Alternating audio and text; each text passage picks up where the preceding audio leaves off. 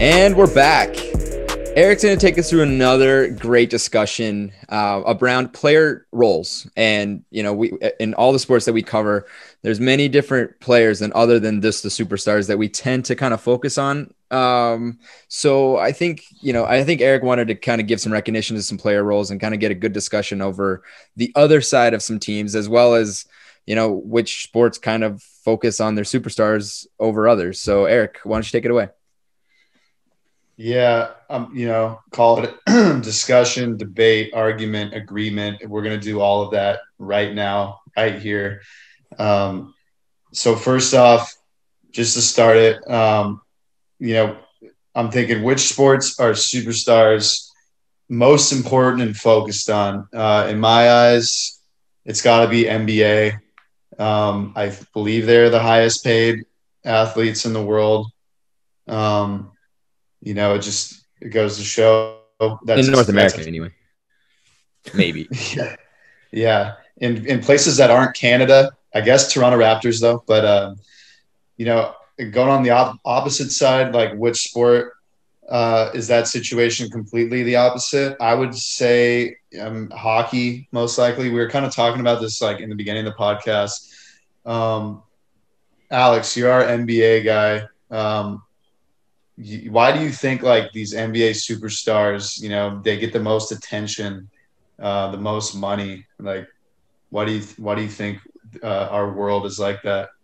I mean, it's kind of just a numbers game if you really think about it. There's only 5 guys on the court at the same time.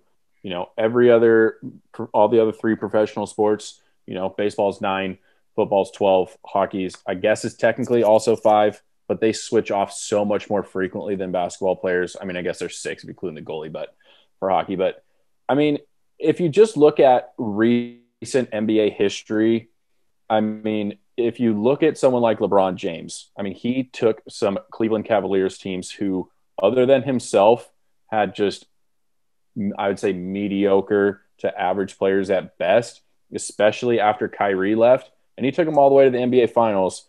And then you look at baseball, the best player on the planet has been to the playoffs one time, and that's Mike Trout. And he's had mediocre to average players on his team the entire time.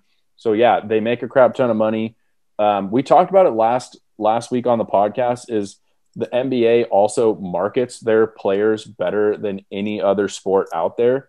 I mean, LeBron James, I just saw something about it. He's, you know, the most popular professional athlete in the United States. In the world, he's number 7. And everyone else is a soccer player. And then there's one cricket guy because there's a bajillion people in India. I know, it's crazy. I didn't know who the guy was, but yeah, you know, in the NBA, if you don't have a superstar, you will not win the championship. It comes down to that. You have to have one of the top guys or you're not going to win. And in the other sports, I think that's very debatable. Yeah, that's a great look on it, actually. I threw kind of just like a quick, deep question at you. That was a great answer. I didn't even think about that. Just like the least amount of guys on the court. But yeah, you know, you look at these NBA markets, we talk about it too, like certain markets drive certain players. And that, you know, makes the league go around. That brings a lot of money to the league. Therefore, it brings more money to these superstars. And they are that important for your team's success. James, I mean, where would you say you're our football guy? Like, where is football in this category? There is like high paid athletes. There's also guys I feel like that are underpaid in that sport, that are like, you know, either upcoming superstars and be like a guy like Justin Herbert or something, you know, or that D lineman on the Chase Young on the Redskins football team. You know, there's guys like that are underpaid, but on their way to becoming superstars. You know, like how important is that to the NFL? So you can have a really good talent come out of the draft and they're forced to sign a contract that's laid out by the players union in the NFL. They have no say in how much they get the first 3 to 5 years coming out of the draft. So yeah, every single one of those rookies are going to be underpaid if they're going to be good. If they produce mildly to expectation, they're going to be underpaid. And it helps a bunch. Teams are shelling out to get big name guys, and then they cut some veterans to make room for rookies. And you see it with the Niners that happened last season. one of the best defensive linemen on their team, one of the best defensive linemen in the league. DeForest Buckner was traded to the Colts, to cut cost, and then they drafted a rookie defensive lineman who was raw and was supposed to be full of talent. And he is. He's got some like a way to go, but he costs $100 million less than DeForest Buckner does. So having rookies on rookie contracts is what makes this league go round. Yeah, that is a trend in the NFL. And I feel like a lot of contracts in the NFL are a little shorter too. You get a guy like a 2-year contract. It's almost like he's got to prove himself. They're testing the waters with him.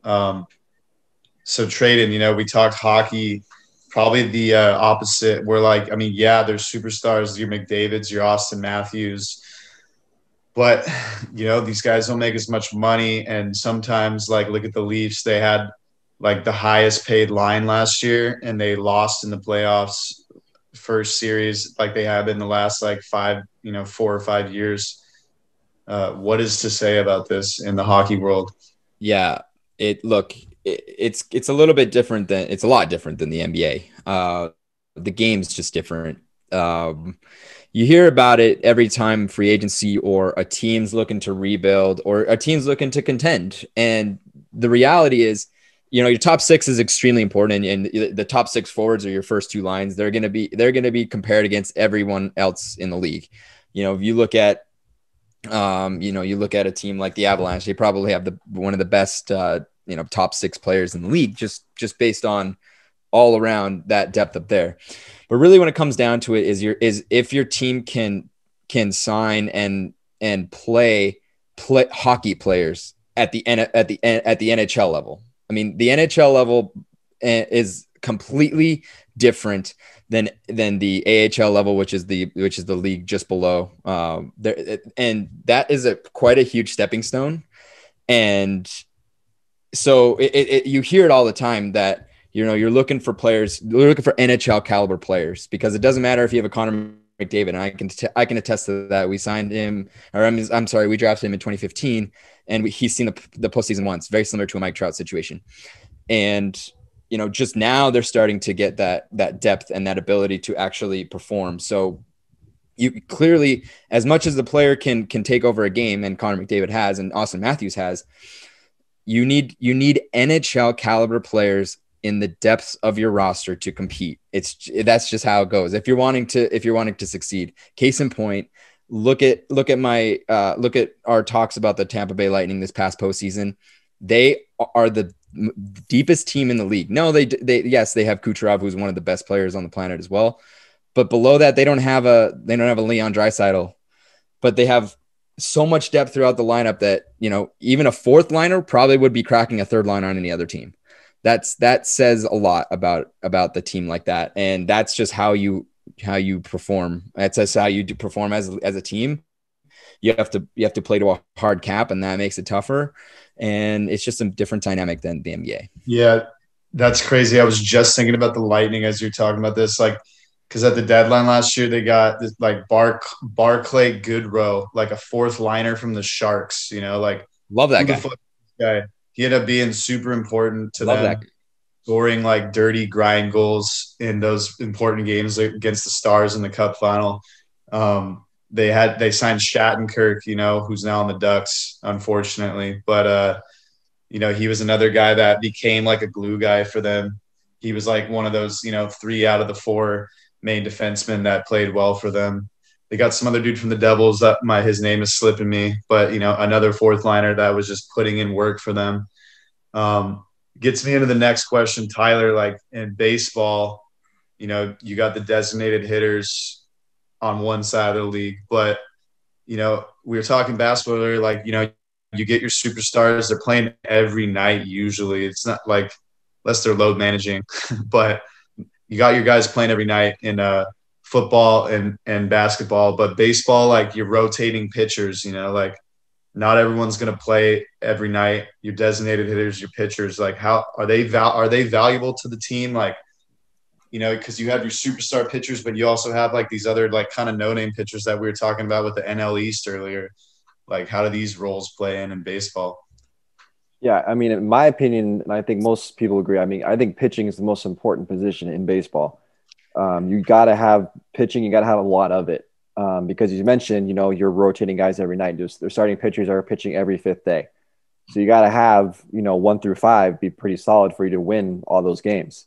Like, yeah, obviously, your position players that are in there every night are also important, but the starting pitching is what's going to drive the momentum of that team most of the time. If your pitcher's up there throwing up zeros, I mean, that's going to help a team because he's doing that consistently every inning, that same guy, and if you can have a guy that goes out there who has a sub 2 ERA, it's like, and the confidence that gives a team that this is your guy, he's going to go out there and he's going to shut down that other team.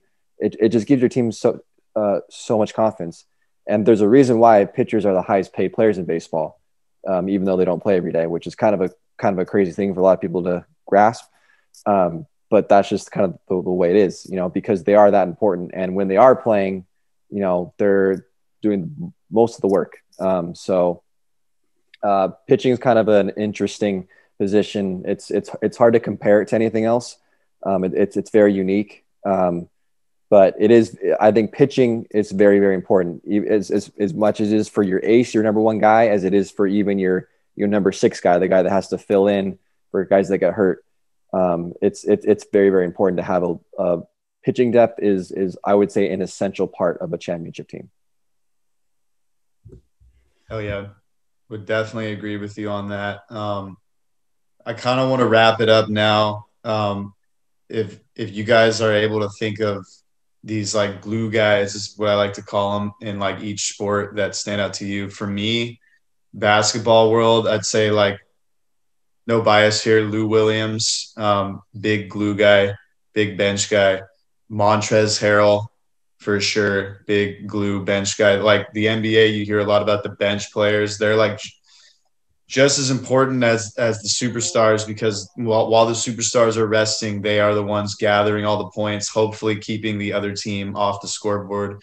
In the hockey world, I think of like Lucic. I always bring this guy up.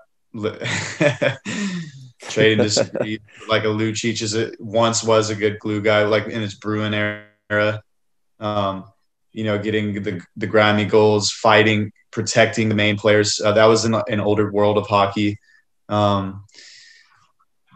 Football, I'm trying to think here on the spot, football wise. I might have to come back around. But James, who do you got in the basketball world, the hockey world, football world? Who do you got as a glue guy that sticks out to you?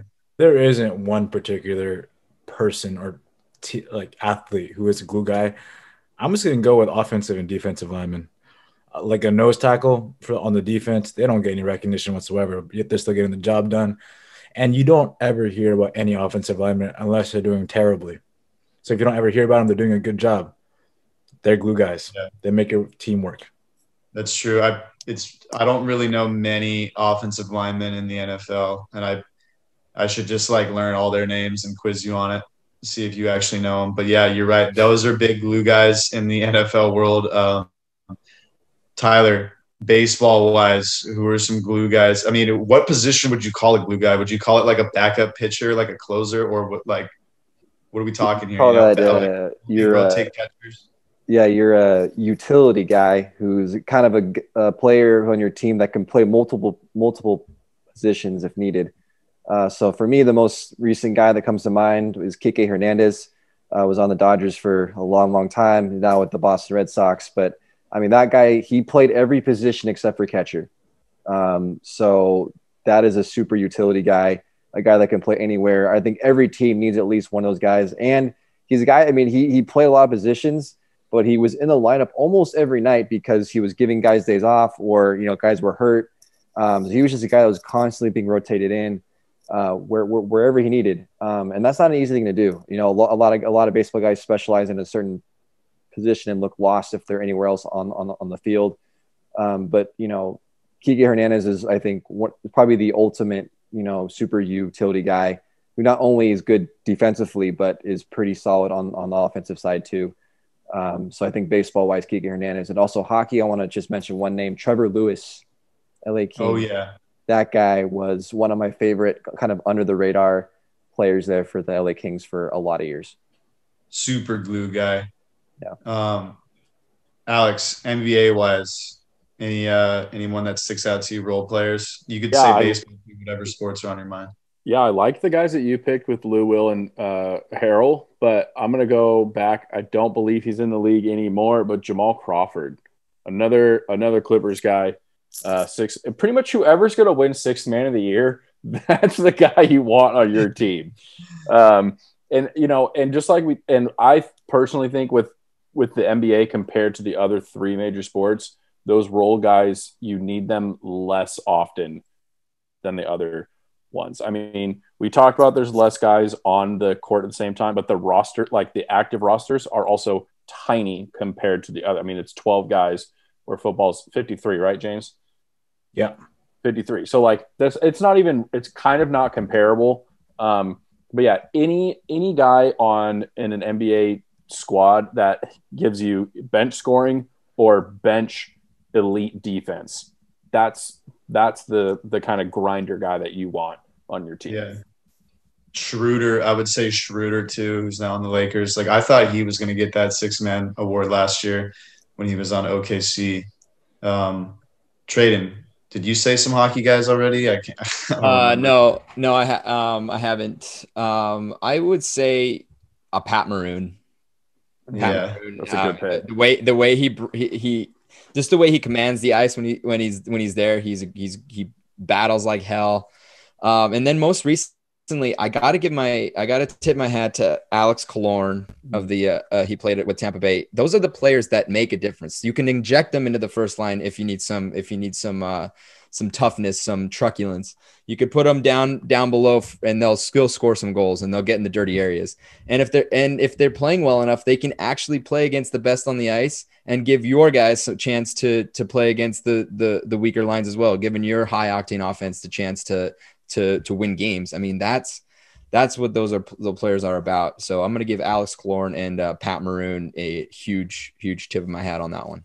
So really, you're like a Lightning fan, basically, is what you're saying. Basically, well, look, guys. I mean, look what they did. They dominated all the way down the lineup, and that's what they do. And these guys aren't paid a lot. These guys are getting paid $1 million a year, and that's low. And these guys are like 30 some years old. They're veterans, and they're getting paid that. That's the type of players you need. And if you surround yourself with that on the bottom of your roster, your top guys should just be able to win those tough built games as long as you're keeping the puck out of your own net when you're on the ice. Last thing I would say, if we were a team, I'd say Alex and James would be our superstars. Probably me, Traden, and Tyler, the glue guys. James, we're making the big bucks, baby. Wow. Love it, dude. Maybe me and Tyler switch off being team manager. Who knows? But, What sport are we playing? Beer mile. Oh, well, yeah. Boxing, got right? it. Yeah, that's not going to go well with me. Love it. I can't Yeah, run. that's all I got this week. Love it, Eric. Hey, those discussions are always great. I think that was just another one. Love those debates.